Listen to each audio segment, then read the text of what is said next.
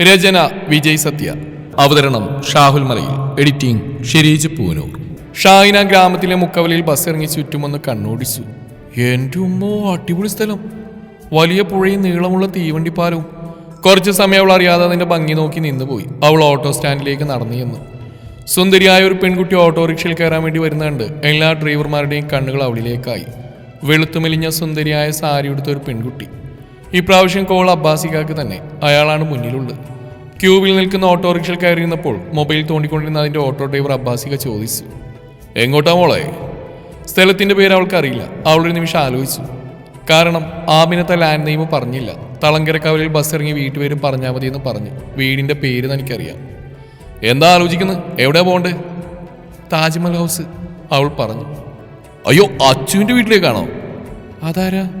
Auto ഡ്രൈവറുടെ ഭയം കണ്ട് ഷാഹിന പേടിയോടെ ചോദിച്ചു. അഷ്റഫ് എന്നവന്റെ പേര്. ചെമ്പ മൊയ്തുഖാന്റെ ഒരേ ഒരു മകനാ. എന്താ കുഴപ്പം? കുഴപ്പമൊന്നുമില്ല. മൊയ്തുഖാക്കും ഭാര്യ പാത്തൂടിക്കൊക്കെ വയസ്സായി. മോളെന്തിനാ അവിടെ പോകുന്നത്?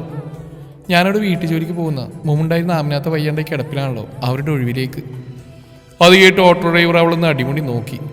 എൻ്റെ റബ്ബേ! ഓട്ടോ ഡ്രൈവർ അബ്ബാസിക്ക ഉള്ളിൽ പടച്ചോനെ വിളിച്ചുപോയി. തക്കാളി പോലുള്ള മുഞ്ചുള്ള ഈ പെണ്ണ്, ഇവൾ അച്ചു എന്ന ആ പെണ്ണുപിടിന്റെ വീട്ടിലേക്ക് ജോലിക്ക് പോയുള്ള സ്ഥിതി ആലോചിച്ചപ്പോൾ അയാൾക്ക് കണ്ണിൽ ഇരുട്ട് കയറി. അവിടുത്തെ ജോലിക്കാരി ആമിനത്തെ എനിക്കറിയാം. വയസ്സാങ്കാലത്ത് പക്ഷെ അവർ ഈ ചതി ചെയ്തല്ലോ ഈ കൊച്ചിനോട്. ഇനിയൊരു പക്ഷെ അവന് പറ്റിയൊരു പോക്കേസ് ആയിരിക്കും ഈ പെൺകുട്ടി. കണ്ടിട്ട് അങ്ങനെ തോന്നുന്നില്ലല്ലോ. അങ്ങനെ ആലോചിച്ചുകൊണ്ട് ഓട്ടോ ഡ്രൈവർ അവളോട് ചോദിച്ചു, ആമിനത്ത് വേറൊന്നും പറഞ്ഞില്ലേ? ഇല്ല. എന്ത് വേറെ പറയാൻ? ഈ അച്ചുവിന്റെ സ്വഭാവത്തെക്കുറിച്ച് അബ്ബാസിക്ക് ആകാംക്ഷയോടെ ചോദിച്ചു. പറഞ്ഞല്ലോ, നല്ല തങ്കക്കുടമ്പുള്ള സ്വഭാവം എന്നാ പറഞ്ഞു. ആ ചെല്ല്, തങ്കക്കുടങ്ങളൊക്കെ അവൻ ചെമ്പൂടാക്കും. ഓട്ടോ ഡ്രൈവർ മനസ്സിൽ പറഞ്ഞുകൊണ്ട് വണ്ടി മുന്നോട്ടെടുത്തു. ദേ, ഇതാണ് താജ്മഹൽ ഹൗസ്. ഓട്ടോ നിന്ന ഗേറ്റ് മുമ്പിൽ അവൾ ഇറങ്ങി. എത്രയായി? 65 രൂപ.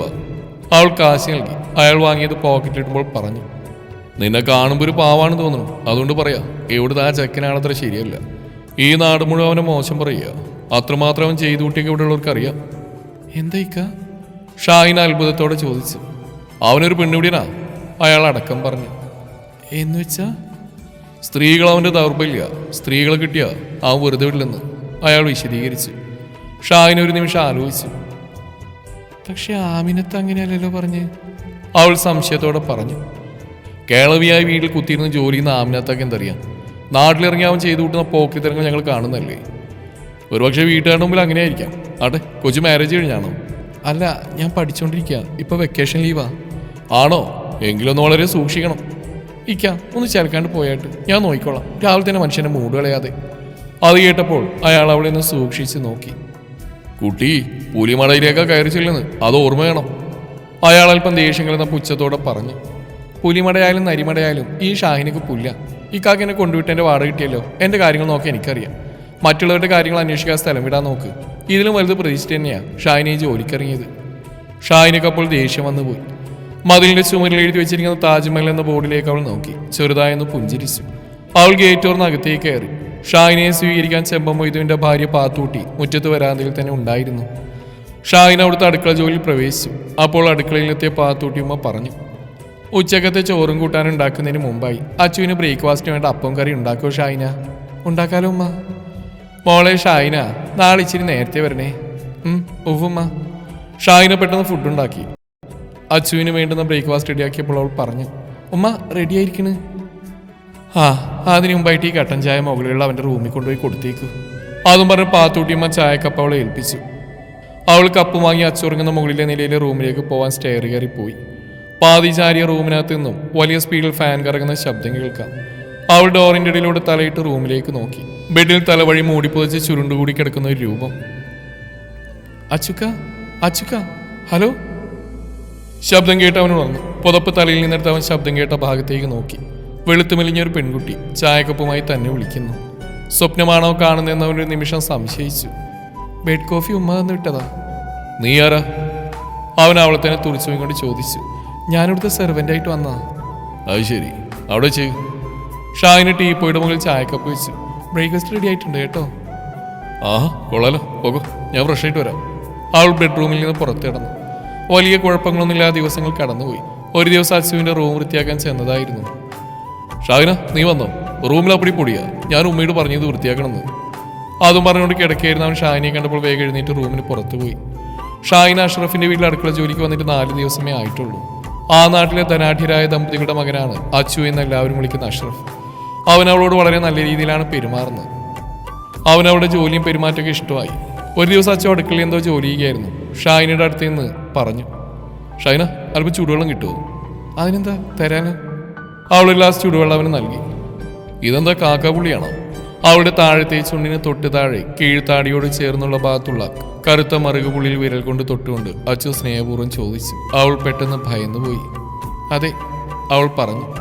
പിന്നീട് ഒരു ദിവസം ഷാഹിന ജോലിയെ കഴിഞ്ഞ് പുറത്ത് കിച്ചന്റെ വർക്കേരിയിരുന്ന് നാട്ടുവർത്താനങ്ങൾ പറഞ്ഞുകൊണ്ട് ഉമ്മയുടെ മുടി ചെയ്യുകയായിരുന്നു. ആ സമയത്ത് അച്ചു അങ്ങോട്ട് കടന്നു വന്നു. അടിപൊളി, രണ്ടുപേരും മുടി അഴിച്ചിട്ടിരിക്കുകയാണല്ലോ. ഞാനിവിടെ മുടി ചെയ്യിക്കൊണ്ടിരിക്കുകയായിരുന്നു. കണ്ടില്ലേ, നിന്റെ മുന്താസിന്റെ പോലത്തെ ചുരുണ്ട മുടിയായി ഇവൾക്ക്. ശരിയാണല്ലോ, മാത്രമല്ല ആ കാക്കപ്പുള്ളികൾക്ക് അങ്ങനെ തന്നെയുണ്ട്. അതെ അതെ, ഞാനും അതുകളോട് പറഞ്ഞായിരുന്നു. അപ്പൊ ഉമ്മ മുന്താസിന്റെ കാര്യങ്ങളൊക്കെ പറഞ്ഞോ? അച്ചു അല്പം നീരസത്തോട് ഉമ്മയോട് ചോദിച്ചു. ഇവള് പഠിച്ച പെണ്ണ, നീ ഇവിടെ ജോലിക്കൊന്നും പോകാൻ നട്ടിച്ചവരെ കിടന്നുറങ്ങുന്നുണ്ട്. ഇവൾ എന്നോട് ചോദിച്ചു നിന്നെ പറ്റി. ഇവള് നമ്മുടെ കൊച്ചല്ലേ, അങ്ങനെ വിഷമമൊക്കെ പറഞ്ഞു. ഞാൻ വേണ്ടായിരുന്നു ഉമ്മ, ഈ കണ്ണി കണ്ടവരോടൊക്കെ പറയണ്ടായിരുന്നു. ഞാൻ കണ്ണി കണ്ടവളൊന്നല്ല, ഞാൻ ഇവിടുത്തെ പെണ്ണ. അല്ലേ ഉമ്മ, എന്നോട് പറഞ്ഞൊരു കുഴപ്പമില്ല. അതെന്നെ മോളെ. ഉമ്മ അത് ശരിവെച്ചു. പക്ഷെ അച്ചു ഒന്നും മിണ്ടാതെ നടന്നുപോയി. നിന്നോട് കാര്യങ്ങളൊക്കെ പറഞ്ഞു എന്നറിഞ്ഞപ്പോൾ അവന് വിഷമായി കാണും, പാവം.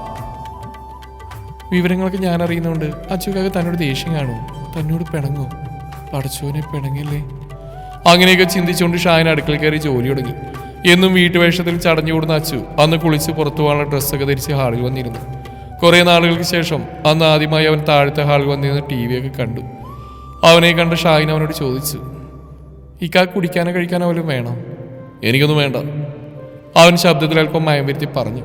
പുറത്തു പോകുന്നുണ്ടോ? പോണെന്നുണ്ട്, നോക്കട്ടെ. അതും പറഞ്ഞാൽ പുറത്ത് സീറ്റൗട്ടിലിരിക്കാൻ തന്നെ ബുള്ളറ്റിനടുത്തേക്ക് ചെന്നു. അല്പം നേരത്തെ ശ്രമത്തിന് ശേഷം അത് സ്റ്റാർട്ടായി. കുറെ നാളായിരുന്നു ഉപയോഗിക്കാതെ. കുറച്ച് സമയം അതിൽ കയറിയവൻ.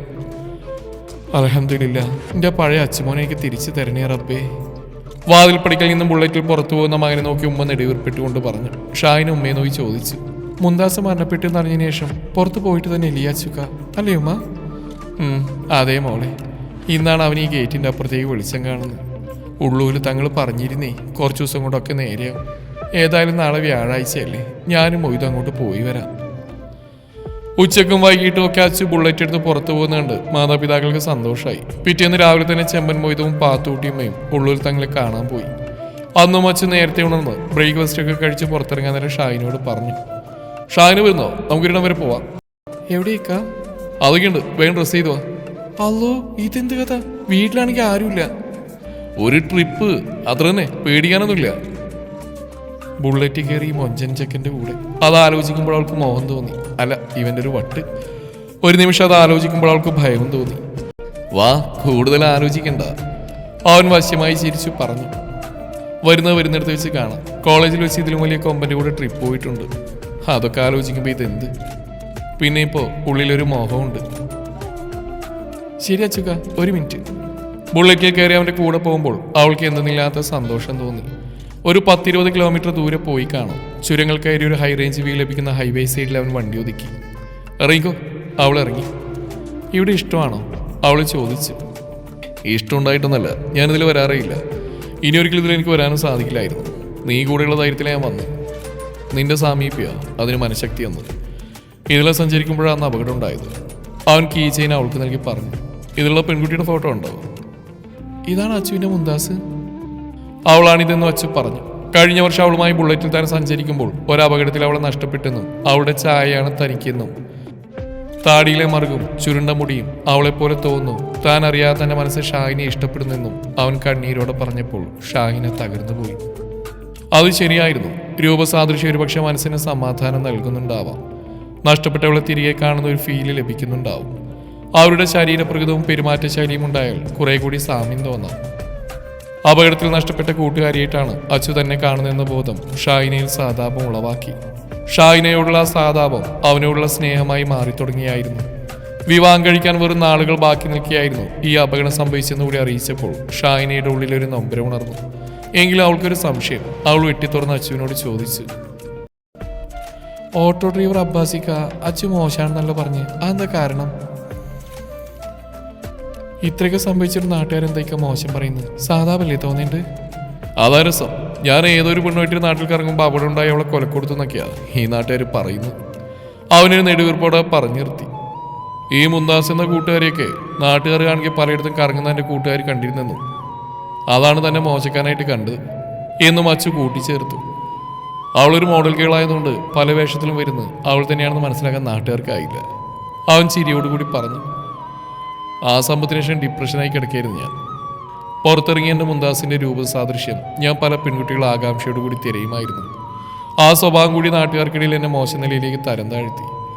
സത്യത്തിൽ ഏകദേശം എൻ്റെ മുന്താസിൻ്റെ പെരുമാറ്റശൈലിയും രൂപസാദൃശ്യമുള്ള ഷാഹിനിയെ കണ്ടപ്പോൾ തൊട്ടാണ് ഒരാശ്വാസം എൻ്റെ ജീവിതത്തിൽ വന്നു തുടങ്ങിയത്. ഞാൻ നിങ്ങളുടെ മുന്താസിന് പകരാമെന്ന് ഉറപ്പാണോ? എൻ്റെ മുന്താസിന് പകരം ആരും ആവില്ലെന്ന് എനിക്ക് നന്നായിട്ട് അറിയാം. പക്ഷേ എൻ്റെ ഇപ്പോഴത്തെ നല്ല മാനസികാവസ്ഥയ്ക്ക് ഷാഹിനൊരു കാരണമാണെന്ന് എനിക്കറിയാം. അങ്ങനെയാണെങ്കിൽ എന്നെ കെട്ടാൻ ആഗ്രഹം ഉണ്ടോ അച്ചുക്കാക്ക്? ഇതെങ്ങനെ ഞാൻ നിന്നോട് പറയുന്ന ആലോചിക്കുകയായിരുന്നു. എനിക്ക് നിന്നെ ഒരുപാട് ഇഷ്ടമാണ്. ആട്ടെ, നിനക്കെന്നെ ഇഷ്ടമാവുമോ? എന്നെ ഇത്രയും നന്നായി മനസ്സിലാക്കിയ പെണ്ണെന്ന നിലയിൽ നിനക്ക് സംശയമൊന്നും ബാക്കിയുണ്ടാവില്ലെന്ന് തോന്നുന്നു. ഇല്ല. എങ്ങനെ മുന്താസിൻ്റെ സ്ഥാനത്തേക്ക് വന്നോളൂ. അപ്പം അച്ചുവിനെ നിൽക്കാതെ കഴിക്കുമല്ലേ? കഴിക്കൂടി മുത്ത്. ഇരുവരും സന്തോഷത്തോടെ വീട്ടിലേക്ക് മടങ്ങിയെത്തി. അന്ന് വൈകിട്ട് ഉള്ളിൽ തങ്ങളെ കാണാൻ പോയ അച്ചുവിൻ്റെ മാതാപിതാക്കൾ തിരിച്ചെത്തി. എല്ലാം ശുഭമായി കലാശിക്കുമെന്ന് തങ്ങൾ പറഞ്ഞു. മോനിനി പ്രയാസങ്ങളൊന്നും ഉണ്ടാവില്ല, എല്ലാം പഴയതുപോലെ ഭംഗിയിൽ വരും. അതേ ഉമ്മ, ഞാൻ നാളെ മുംബൈ കൊണ്ട് ഐ ടി കമ്പനി ജോലിക്ക് പോകുന്നുണ്ട്. ആണോ? അൽഹംദുലില്ലാ, ഉമ്മ ആശ്വാസത്തോടെ പറഞ്ഞു. അന്ന് രാത്രി ഞാൻ ഉമ്മയുടെ അടുത്ത് നിന്ന് തന്നെ മനസ്സിലുള്ള കാര്യം പറഞ്ഞു. എൻ്റെ ഈ എല്ലാ മാറ്റത്തിനും കാരണം നമ്മുടെ ഷാഹിനിയാണ്. എനിക്ക് ഷാഹിനെ ഇഷ്ടമാണ് ഉമ്മ. ഞാനത് അവളോട് പറഞ്ഞു. അവൾക്ക് താല്പര്യമുണ്ട്. അവൾ എന്നെ ഇഷ്ടപ്പെടുന്നു. റബ്ബേ, ഞാനിതെന്തേ കേൾക്കുന്നു? എനിക്ക് പെരുത്തി ഇഷ്ടമായി. ഡിപ്രഷനിലായ മകൻ്റെ മാറ്റം കണ്ട് ചമ്പൻ മൊയ്തിനും ഉമ്മ പാത്തൂട്ടിക്കാരെ സന്തോഷമായി. അച്ചുവും ഷാഹിനിയും തമ്മിൽ നിക്കാഹ് മാലിക് ദിനാർ പള്ളിയുടെ പശ്ചാത്തലത്തിലുള്ള താജ്മഹൽ വീട്ടിൽ വെച്ച് ഗംഭീരമായി നടന്നു.